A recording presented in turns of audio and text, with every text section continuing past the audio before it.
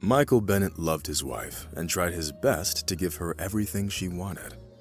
They met 7 years ago at a university Thanksgiving party. Michael and Sarah immediately liked each other and spent the entire evening just talking. That day, Cupid's arrows hit right on target, and the young people felt it the very moment they met. Michael and Sarah dated for only 6 months, after which they held a small wedding ceremony and moved in together. Despite the fact that their families seemed to be perfect, many of Michael's friends believed that he shouldn't have rushed into marriage. They explicitly hinted that Sarah wasn't very devoted to their relationship and could easily switch her attention to someone else. But Michael refused to believe that Sarah could even fall out of love with him, or even worse, leave him for another man. The young man grew up in a strong family. His parents loved and respected each other. Perhaps Michael's worldview was also influenced by the books he'd been reading since childhood. In the novels about brave knights and noble robbers, life seemed completely different than it really was. Those books didn't have many examples of a betrayal by a loved one, and therefore Michael grew up as an incorrigible romantic. Sarah, on the contrary, was a rather pragmatic person who put her personal gain first and only then thought about the others. Therefore, she didn't feel the least bit uncomfortable using her husband's naivety, while he believed that he'd found real happiness in marriage. The only thing that upset Michael was the fact that they didn't have children. And it wasn't because Sarah couldn't get pregnant. They were both healthy. The problem was that Sarah adamantly refused to have children at all. "Honey, I don't want to have to go through morning sickness and ruin my body with pregnancy.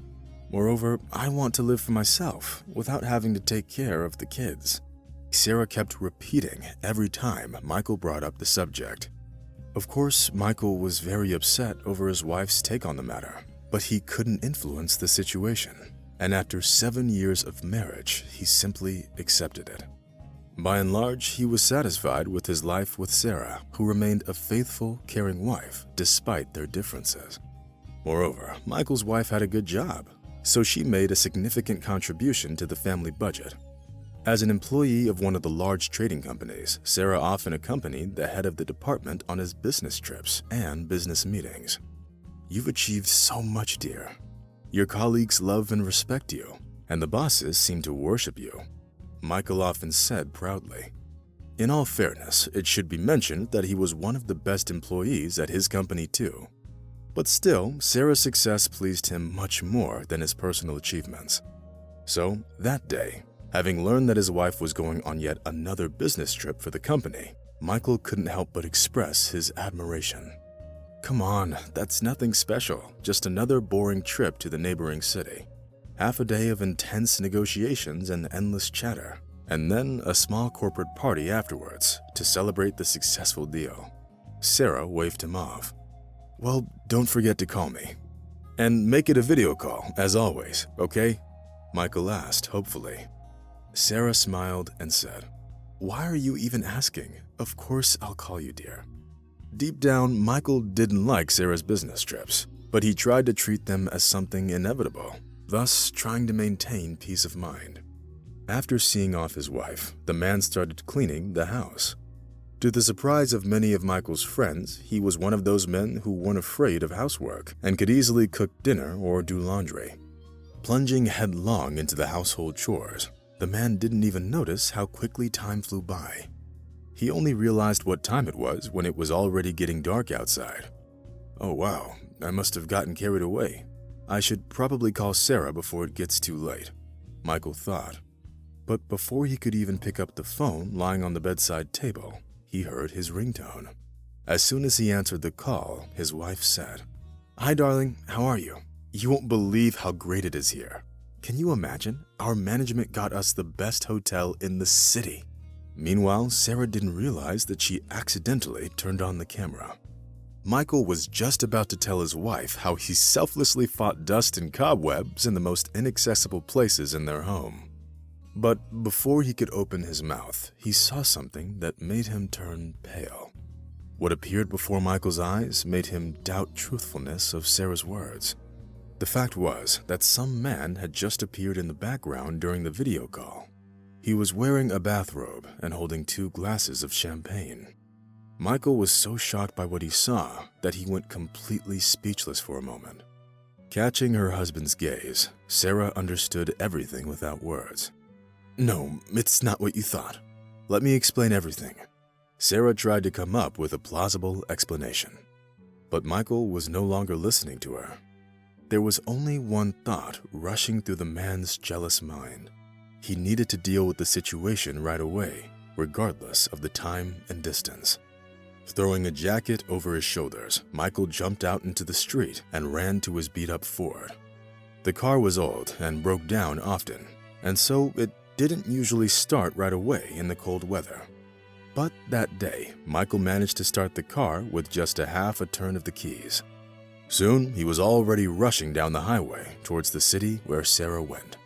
How could she do it? Why? Why would she be so mean to me? The man kept asking himself, unable to think about anything else at the moment. Suddenly, a puny figure appeared in the headlights, and Michael turned the wheel sharply to the left. The brakes screeched, and Michael barely managed to handle the skid. But he got lucky, and eventually the car froze as if rooted to the spot. "Hey, what do you think you're doing? Are you trying to kill yourself?" Michael screamed, jumping out of the car. But when the person came closer, what he saw made Michael feel very uncomfortable. As it turned out, it was only thanks to his lightning-fast reaction and luck that he didn't run over a pregnant woman. Hugging her tummy, the woman leaned back against the road pole. "I'm sorry, I couldn't help it. I'm in labor. Help me, please." The stranger moaned and slowly sank to the ground. Michael didn't have time to think.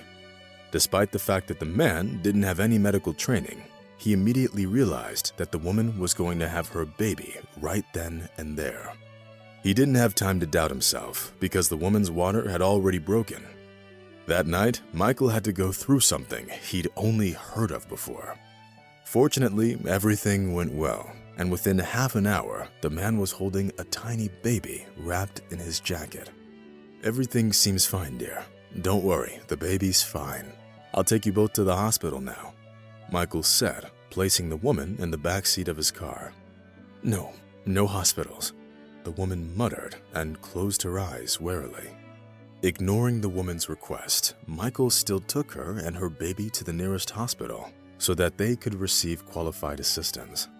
Of course, after all that had happened, Michael didn't even think of sorting things out with Sarah.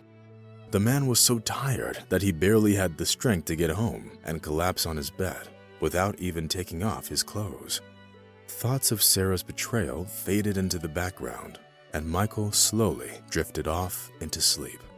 But the man didn't get to enjoy his rest, because early the next morning, he was woken up by a persistent phone call. "Hello, Mr. Bennet. I'm calling from the hospital where your wife and child are. The thing is that Kate Miller intends to put her baby up for adoption. Do you agree with her decision? Do you really think it's the best option for the baby?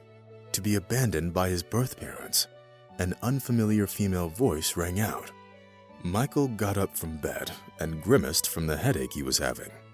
Only now did he realize that he left his phone number with the on-call nurse at the hospital yesterday. "Wait, but I'm not the father of this boy. And I didn't even know this woman until yesterday. What's her name? Kate Miller?" Michael protested. But the woman on the other end of the line wasn't going to give up so easily. "I don't care if you know each other or not. Do something, for God's sake. You do know her now, don't you?" Michael didn't get a chance to respond because the woman hung up the phone. Does the world really work this way? Yesterday I had to help a woman give birth. Now I got yelled at for her decision to give up the baby? Who is that Kate Miller? Michael thought, trying to get his bearings. When the man finally arrived at the hospital, he saw Kate in the waiting room. The young woman looked exhausted and completely lost. Looking at her, Michael couldn't help but feel sorry for the young woman.